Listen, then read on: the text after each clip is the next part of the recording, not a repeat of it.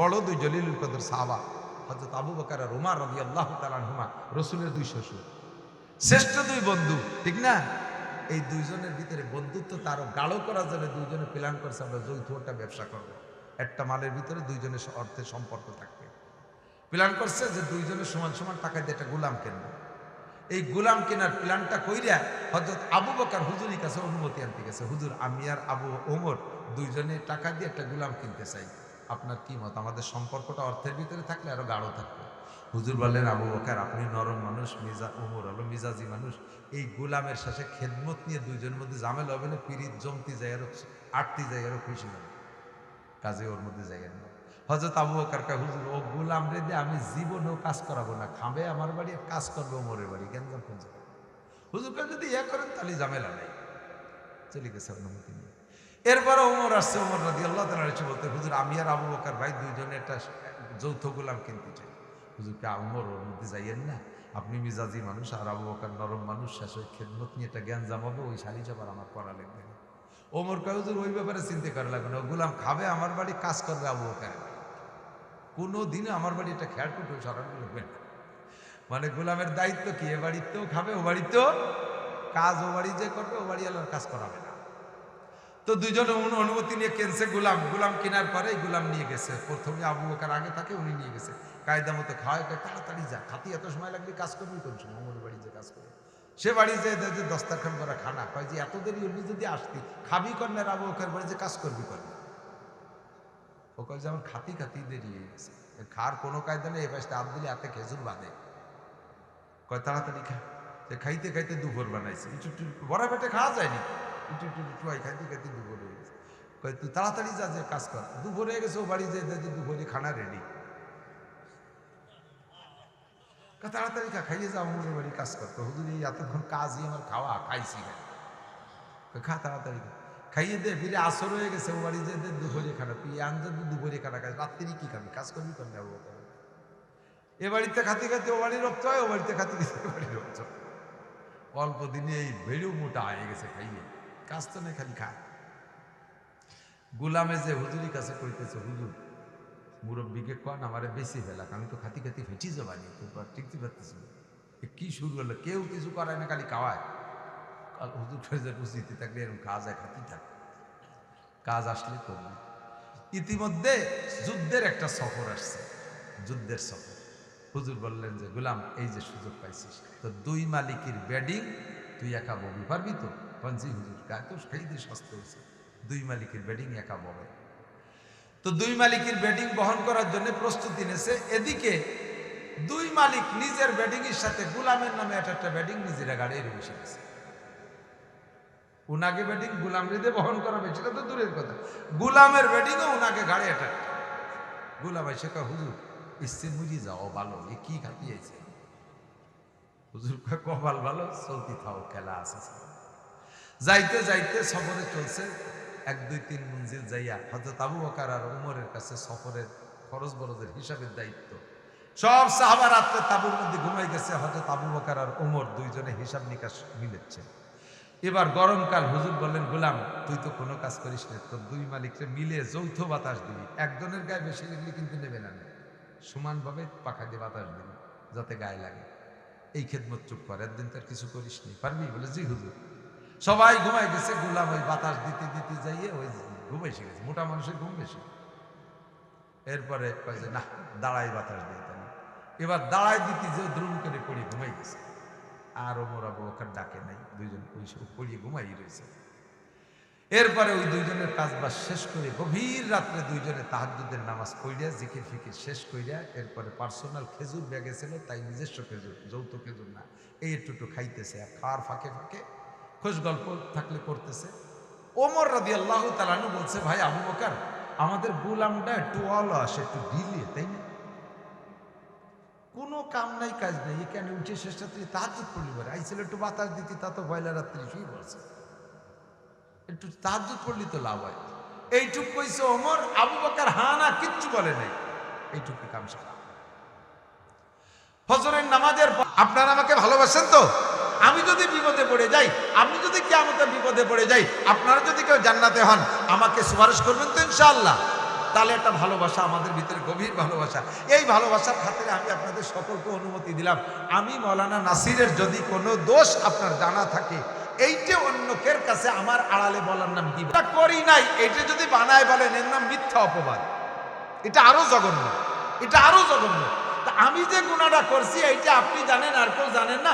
সমাজে আমাকে মার্কেটের থেকে সরাই দেবেন যে নাসির সাহেব দিয়ে আর অস্কার যাবে না, উনি এই আকাম করছে, আমি জানি। এইরকম যদি কোনো গুনাহ আমার আপনার জানা থাকে, আমার আড়ালে আপনারা একটু বলা বলি করবেন, আমি অনুমতি দিলাম। করবেন তো ইনশাআল্লাহ?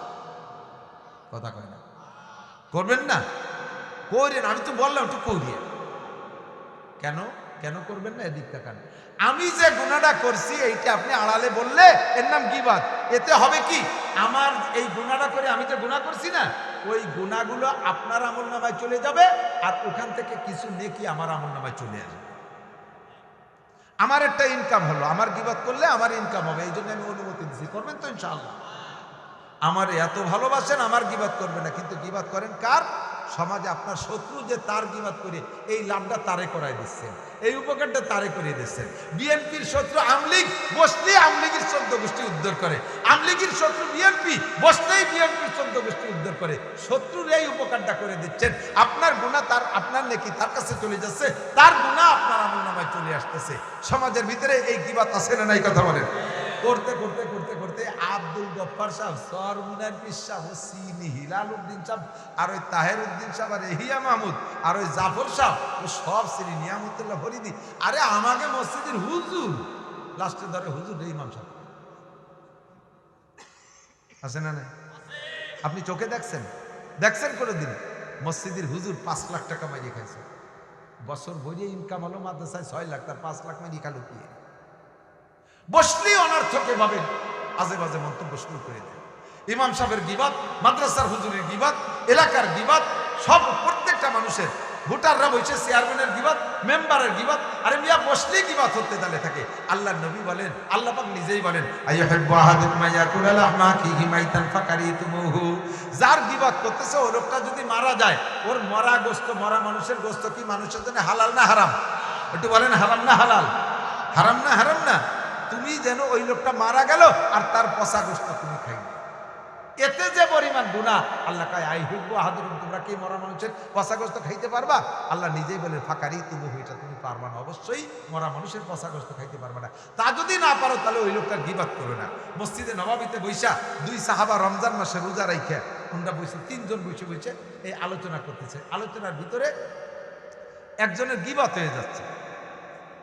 এই কিছুক্ষণ এই গল্প করে আবার নামাজ পড়ছে, নামাজ পড়ে আবার মাঝে মাঝে বসে, আবার নামাজ পড়ে আবার মাঝে মাঝে বসে ওই গল্পের ভিতরে।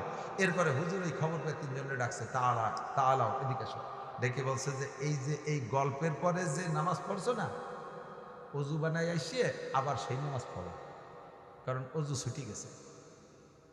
আর রমজান চলে যাওয়ার পরে আজকের রোজাটা আবার রেখে দিবা। কেন? তোমরা 3 জনে মরা মানসির পচা গোশত খাইছো।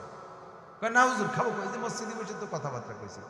যেই লোক তোমরা গীবত করছো না অমুকের, যেই লোকটার গীবত করছো ওই লোকটার গোশত যদি দিনের বেলা খাও রোজা থাকে, তাকে রোজা আছে? না, রোজা ছুটিয়ে গেছে, সেই লোকটার গোশত খাইছো।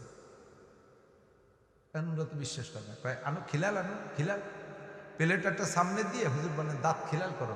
দাঁত খিলাল করছে, দাঁতের ফাঁকের থেকে পচা পচা গোশত বেরিয়েছে, ওই লোকটার পচা গোশত খাইছে। প্র্যাকটিক্যালের যুগ নবীর সামনে পরিষ্কার সহিয়া দিস, এক ফোঁটা সুন্দর কোনো অবকাশ নেই। আর মানুষের মরা, মানুষের মানে হারাম খাওয়া, হারাম খাইলে অজু ছুটে যায়, হারাম খাইলে অজু ছুটে যায়। মানুষের গোশত মানুষের জন্য খাওয়া হারাম, হারাম খাইছে বিদা অজু ছুটে গেছে। এই ছোটা অজুর পরে যে নামাজ পড়ছে ওই নামাজ ওই নেই, অজু বানাইছে আবার। বড় 2 সাহাবা, 2 জন বলছি, মাঝে মাঝে বলে থাকি, আবারও পুনরাবৃত্তি করি, স্মরণ করাই দিই, আমরা কিচ্ছু মনে করি না। সামান্য এতটুক কথা গীবত। বড় 2 জলিলুল কদর সাহাবা, হযরত আবু বকর আর উমর রাদিয়াল্লাহু তাআলা আনহুমা, রাসূলের 2 শ্বশুর, শ্রেষ্ঠ 2 বন্ধু, ঠিক না? এই 2 জনের ভিতরে বন্ধুত্ব তারও গাঢ় করার জন্য 2 জনে প্ল্যান করছে আমরা যৌথ একটা ব্যবসা করব। একটা মালের ভিতরে 2 জনের অর্থের সম্পর্ক থাকবে। প্ল্যান করছে যে 2 জনের সমান সমান টাকা দিয়ে একটা গোলাম কিনবো। এই গোলাম কেনার প্ল্যানটা কইরা হযরত আবু বকর হুজুরের কাছে অনুমতি আনতে গেছে। হুজুর, আমি আর আবু ওমর 2 জনে টাকা দিয়ে একটা গোলাম কিনতে চাই, আপনার কি মত? আমাদের সম্পর্কটা অর্থের ভিতরে থাকলে আরো গাঢ় থাকবে। হুজুর বললেন, আবু বকর আপনি নরম মানুষ, ওমর হলো মিজাজি মানুষ, এই গোলামের সাথে খেদমত নিয়ে দুইজনের মধ্যে ঝামেলা হবে না, পিরিত জমতি যায় আরো, আটতি যায় আরো, খুশি হবে, কাজে ওর মধ্যে যাইয়েন না। হযরত আবু বকর কয়, হুজুর ও গোলাম রে দিয়ে আমি জীবনেও কাজ করাবো না, খাবে আমার বাড়ি, কাজ করবে ওমরের বাড়ি, গেঞ্জাম ফেঞ্জাম। হুজুর কয়, যদি ইয়া করেন তাহলে ঝামেলা নাই। চলে গেছে অনুমতি নিয়ে। এরপরে ওমর আসছে, ওমর রাদিয়াল্লাহু তাআলা এসে বলতে, হুজুর আমি আর আবু বকর ভাই দুইজনে একটা যৌথ গোলাম কিনতে চাই। হুজুরকে, ওমর ওর মধ্যে যাইয়েন না, আপনি মিজাজি মানুষ আর আবু বকর নরম মানুষ, শেষ ওই খেদমত নিয়ে একটা জ্ঞানজাম হবে, ওই শাড়ি চাপার আমার করা লাগবে না।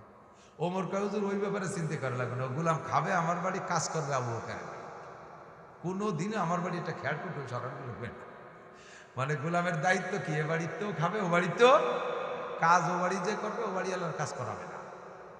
তো দুজনে অনুমতি নিয়ে কিনছে গোলাম। গোলাম কেনার পরে গোলাম নিয়ে গেছে, প্রথমে আবু বকর আগে থাকে, উনি নিয়ে গেছে, কায়দা মতো খাওয়ায়, তাড়াতাড়ি যা, খাতি এত সময় লাগবে, কাজ করবি কোন সময়, ওমরের বাড়ি যে কাজ করে। সে বাড়ি যে দস্তারখান করা খানা, কয় যে এত দেরি হলি যদি আসতি, খাবি কন্যার, আবু বকর বাড়ি যে কাজ করবি করবি। ও কয় যে আমার খাতি খাতি দেরি হয়ে গেছে, খার কোনো কায়দা নেই, এ পাশে হাত দিলে হাতে খেজুর বাঁধে। কয় তাড়াতাড়ি খা। খাইতে খাইতে দুপুর বানাইছে, একটু বড় পেটে খাওয়া যায়নি, একটু টুয়াই খাইতে খাইতে দুপুর হয়ে গেছে। কয় তুই তাড়াতাড়ি যা, যে কাজ কর, দুপুর হয়ে গেছে, ও বাড়ি যে দুপুরে খানা রেডি,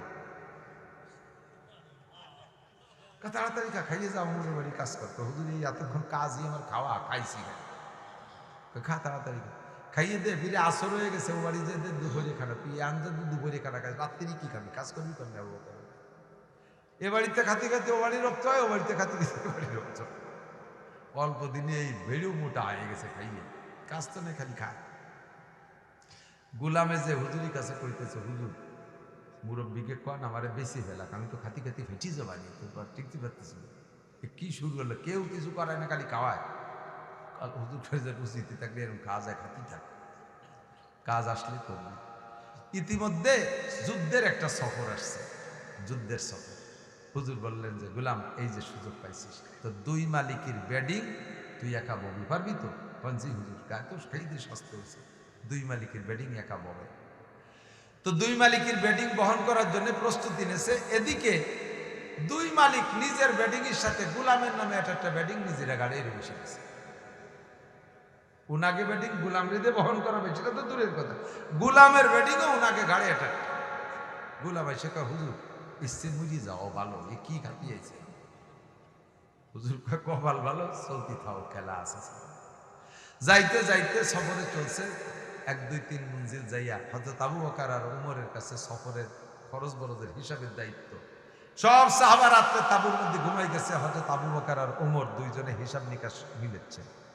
এবার গরমকাল, হুজুর বললেন, গোলাম তুই তো কোনো কাজ করিস না, তোর দুই মালিককে মিলে যৌথ বাতাস দিবি, একজনের গায়ে বেশি লাগলে কিন্তু নেবে না, সমানভাবে পাখা দিয়ে বাতাস দিবি যাতে গায়ে লাগে। এই খেদমত চুপ কর, একদিন তার কিছু করিস নি, পারবি? বলে জি হুজুর। সবাই ঘুমাই গেছে, গোলাম ওই বাতাস দিতে দিতে যাইয়ে ওই ঘুমাই এসে গেছে, মোটা মানুষের ঘুম বেশি। এরপরে কয় যে না, দাঁড়াই বাতাস দিয়ে তাহলে। এবার দাঁড়াই দিতে যে দ্রুম করে পড়ে ঘুমাই গেছে, আর ওমর আবু বকর ডাকে নাই, দুইজন পড়িয়ে ঘুমাই রয়েছে।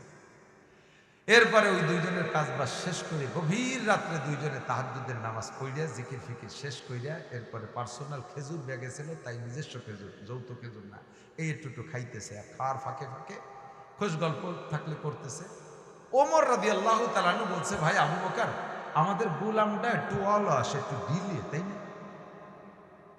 কোনো কাম নাই, কাজ নাই, এখানে উঠে শেষ রাত্রি তাহাজ্জুদ পড়লি, বলে আইছিল একটু বাতাস দিতে, তা তো পয়লা রাত্রি শুয়ে বলছে, একটু তাহাজ্জুদ পড়লি তো লাভ হয়। এইটুক কইছে ওমর, আবু বকর হা না কিচ্ছু বলে নাই, এইটুকু কাম সারা। ফজরের নামাজের